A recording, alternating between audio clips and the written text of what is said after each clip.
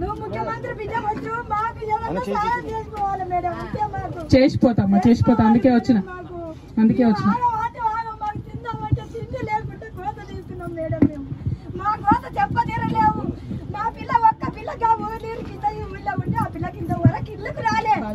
ఏం చేస్తాం మేడం? మాకు కోత తీస్తున్నాం మేడం. మనసు బాగా మా పిల్లలు పోయి పూజ చేసుకొని పట్టాలు బతికామంటే కాపాడికి మేము చస్తే మాకు వచ్చే పరిస్థితి లేదు మేడం. మాకు అంత కోత ఉంది మేడం.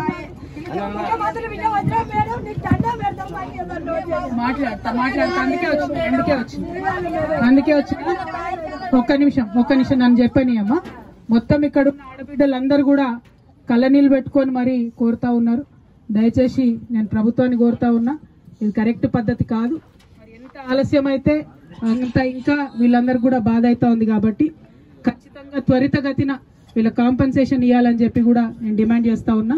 ఇప్పుడు మనం అనుకున్నట్టు ఒకవేళ ఇవ్వకపోతే ఖచ్చితంగా ఏదో దగ్గర కూర్చోవాలి, దానికి కూడా ప్లాన్ చేద్దాం. గట్టిగా పట్టుబడితేనే అవుతుంది పని.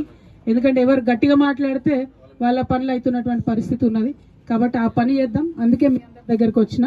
నేను ఇప్పుడు ముఖ్యమంత్రి సారు మా బాపు కాదు, ఒక్క నిమిషం వస్తావా?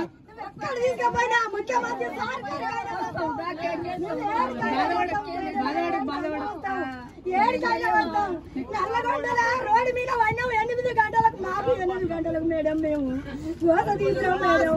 9 గంటలకు వచ్చాం మేడం. మస్తు బాధపడ్డాం మేడం. ముఖ్యమంత్రి బిడ్డ వచ్చినా మాకు ఏదన్నా సాయం చేసి పాటలు ఇప్పించుకోవాలి మేడం. మాకు ఎట్లా లేకపోతే ఈ గుంతల పడి మేము చచ్చిపోయిన మార్గంగా